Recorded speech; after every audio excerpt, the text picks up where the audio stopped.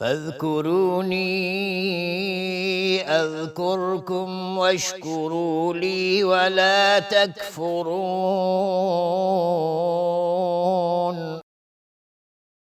پس به یاد من باشید تا به یاد شما باشم و شکر مرا گویید و کفران نکنید.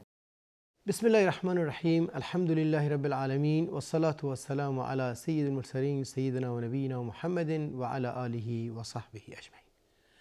با عرض سلام و درود خدمت همه شما بینندگان عزیز و محترم در برنامه نیایش و ستایش.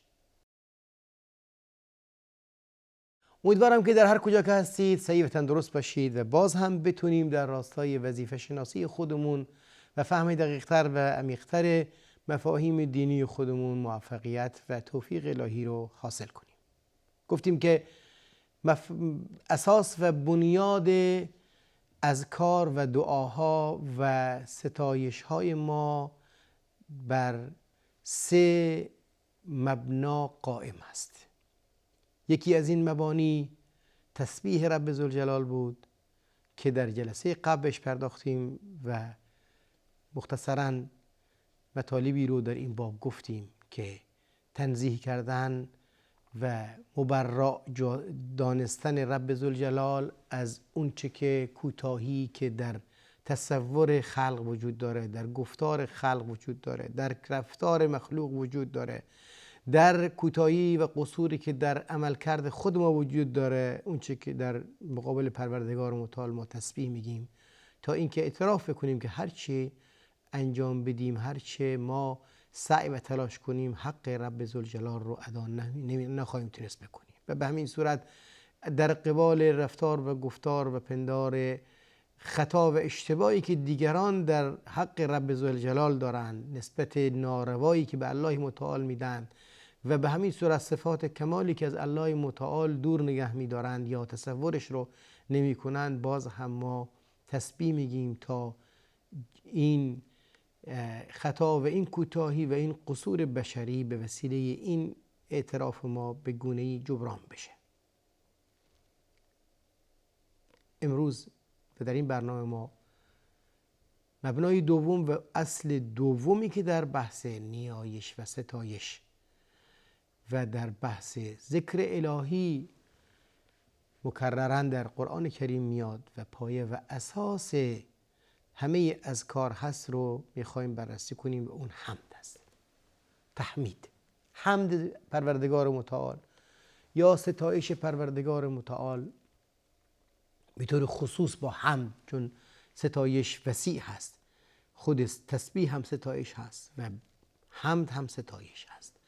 حمد پروردگار متعال یکی از جامع ترین الفاظی هست که ما صفات کمال رو به الله متعال نسبت میدیم و تسبیح پروردگار متعال یکی از جامع ترین الفاظی هست که ما از پروردگار متعال یا منزه می‌داریم پروردگار متعال از اون چه که شایسته او نیست، از اون چه که در مقام و عظمت او جایگاهی نداره. حمد پروردگار متعال گفتیم کمال صفات او رو میرسونه، کمال صفاتی که فقط در بحث نعمت ها نیست. فرق بین شکر و حمد اینجا هست که هم شکر در مقابل فقط نعمت هست، اما حمد بدون در نظر گرفتن نعمت ها جامعتر و کاملتر از همه تمام صفات پروردگار، تمام صفات کمال رب ذوالجلال رو در بر داره. وقتی میگیم الحمدلله رب العالمین یعنی تمام صفات کمال ربوبیت الله متعال خاص به او هست. تمام اون چه که باید در یک موجود در کمال ربوبیت این جهان وجود داشته باشه در او وجود داره. رب العالمین ربوبیت و مدیریت و فرمانروایی کاملی رو داره که هیچ چیزی از فرمانروایی او بیرون نیست. الحمدلله رب العالمین اولین کلامی هست که ما در قرآن کریم میخونیم و الحمدلله رب العالمین اولین آخرین نطقی خواهد بود که باز در جنت در آخرین نقطه‌ای که به فوز و رستگاری برسیم خواهیم گفت. و آخر دعوانا ان الحمدلله رب العالمین. الحمدلله رب العالمین کاملترین جمله‌ای هست که در هر حالتی میتونیم بگیم. الحمدلله رب العالمین جامعترین وصف و ذکری هست که ما میتونیم در مقام رب ذوالجلال به زبان بیاریم. قرآن کریم این واژه رو یا این تعبیر رو به صورتهای مختلف در سیاقهای متعدد برای تأکید بر جوانب معنویش آورده. چون جوانب معنوی گفتیم تمام صفات کمال پروردگار رو در بر میگیره. وقتی میگیم الحمدلله رب العالمین کمال صفات شایسته مال الله متعال هست، یعنی تمام صفات نیکی که الله متعال، تمام اسماء الله الحسنا که الله متعال به خودش نسبت میده همه رو ما در واقع اعتراف کردیم.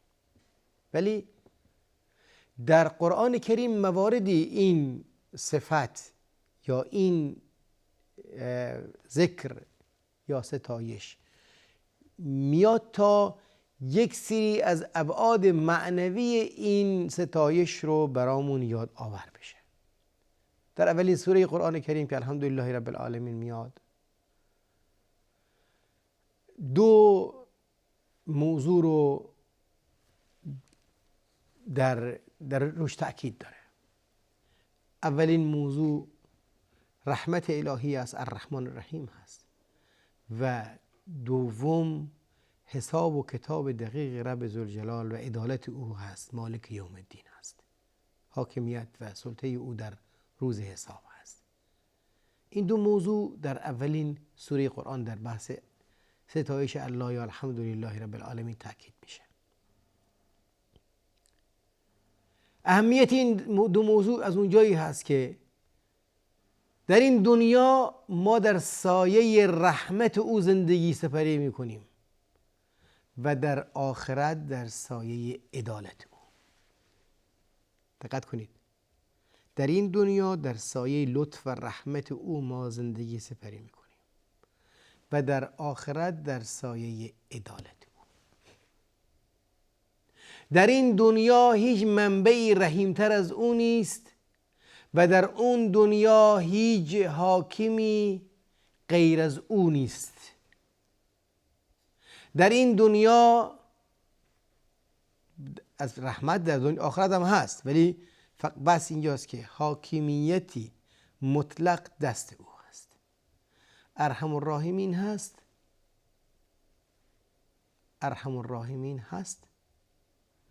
ولی در عین حال و ما ربک بظلام للعبید هست، به بندگان خودش ظلم نمیکنه. بی‌عدالتی رو برای بر بندگان روا نمیداره. سره و ناسره رو یک جا نمیذاره. افنجعل المؤمنین کالمسلمین افنجعل الذین آمنوا وعملوا الصالحات کالمفسدین فی الارض. آیا مگه میشه اون کسانی که عمل نیک انجام دادن و ایمان آوردن بعد از ایمان کالمفسدین فی الارض مثل مفسدین در زمین بذاریم؟ شایسته الله متعال نیست.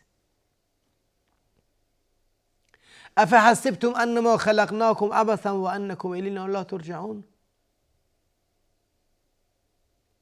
آیا فکر میکنید که شما بی حساب و بی کتاب بیهوده داری زندگی میکنید و هیچ رجعتی، هیچ گونه بازگشتی، هیچ گونه حساب کتابی در نزد الله متعال نخواهی داشت؟ فتعال الله الملك الحق. الله متعال پادشاه حق بالا هست، برتر هست از این صفت. در نتیجه اولین آیه‌ای که الحمدلله رب العالمین رو در برداره، ربوبیت الله متعال رو در کمال خودش برامون وصف میکنه با حمد او.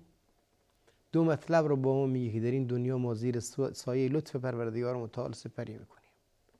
لطف الله متعال بر ما خیلی زیاد است، رحمت او خیلی زیاد است. خیلی بندگان رو مؤاخذه نمیکنه، اگر مؤاخذه میکنه براشون فرصت بسیار میذاره، ولی روز قیامت، روزی که لا ریب فیه هست، آخرت و عاقبت و نهایت با عدالت او قائم است. هیچ احدی در حکم او دخالت نخواهد داشت. لمن الملک اليوم لله الواحد القهار. ام اتخذوا من دون الله شفعاء. آیا یا اینکه در آخرت برای خودشون سفارشگر دارند. قل لله شفاعت جمیعا. کل شفاعت یعنی حکم مال او است، کسی در حکم او، در نظام حکم او دخالتی نداره. این اولین آیه هست که این دو اصل رو برامون میگه. به دنبال اون موارد مختلف آیات قرآن کریم بازم حمد رو میاره که یا بحث عدالت آخرت مطرح هست یا بحث رحمت دنیا هست. بیشتر تأکید روی این دو موضوع هست.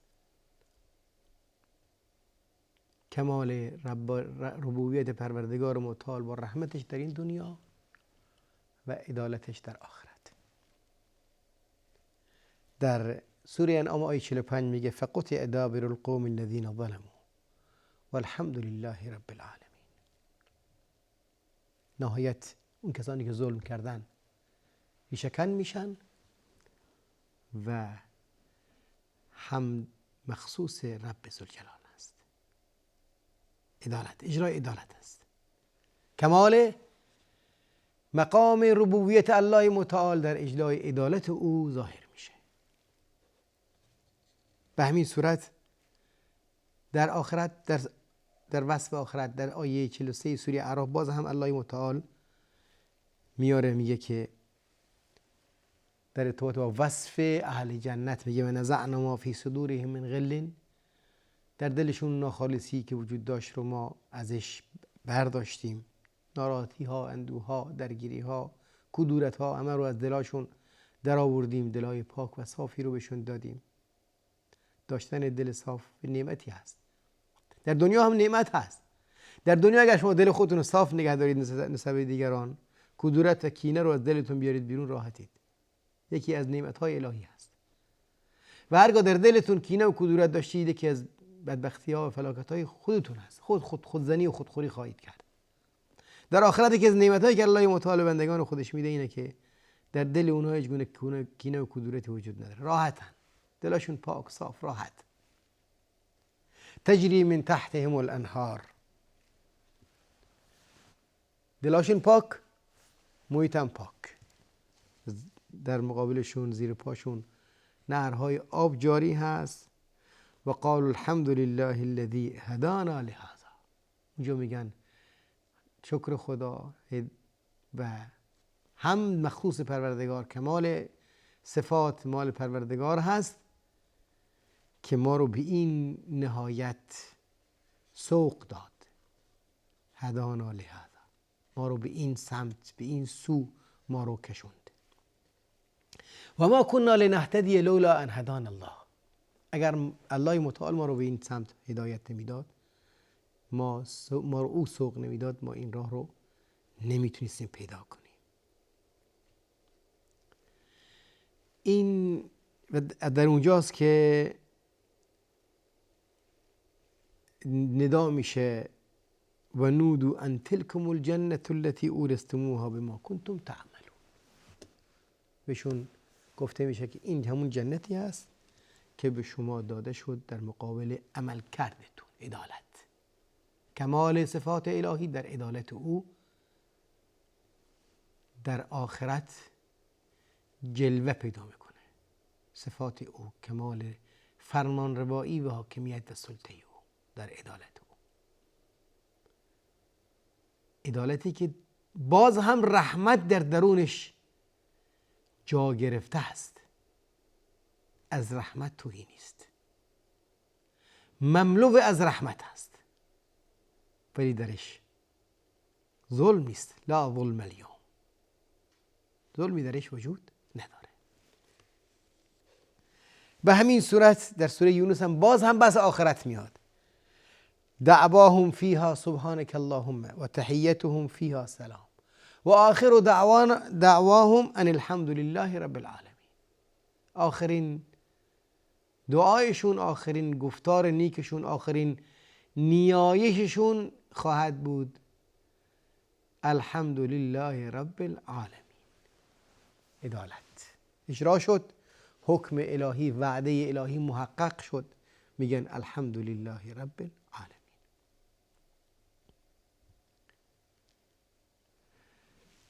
به همین صورت در دنیا هم موارد زیادی هست که انسان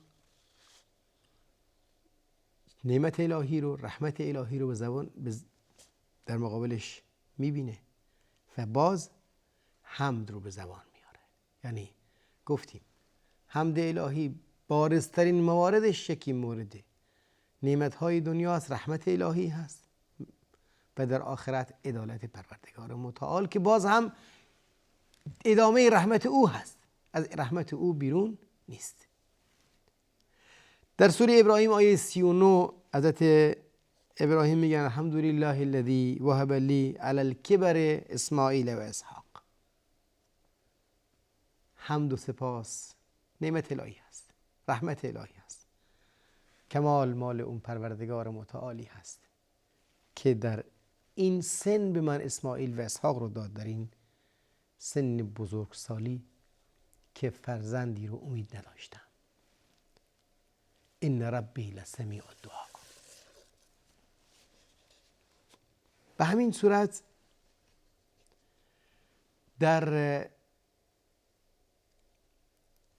سوره نحل آیه 71 باز هم الله متعال میگه ضرب الله مثلا عبدا مملوکا لا یقدر علی شیء و من رزقناه منا رزقا حسنا. الله متعال یه مثالی رو براتون میاره. یه مثال یک طرفش یک بنده‌ای هست، برده طرف یک بنده‌ای هست که بهش رزق مختلف دادیم که در شب و روز داره از این رزق انفاق میکنه. آیا دوتا با هم برابر هستن؟ رحمت الهی. هل یستوون؟ الحمدلله بل اکثرهم لا یعلمون. میگیم الحمدلله، در هر حال میگیم الحمدلله.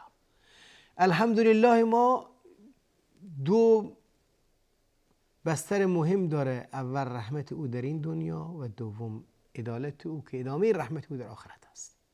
امیدوارم که الله متعال زبان ما رو همیشه با حمد خودش و تسبیح خودش ذاکر نگه بداره و قلب ما رو هم روشن با این دو مفهوم نگه بداره. الله یار و نگهدارتون باد. السلام علیکم و رحمت الله و برکاته.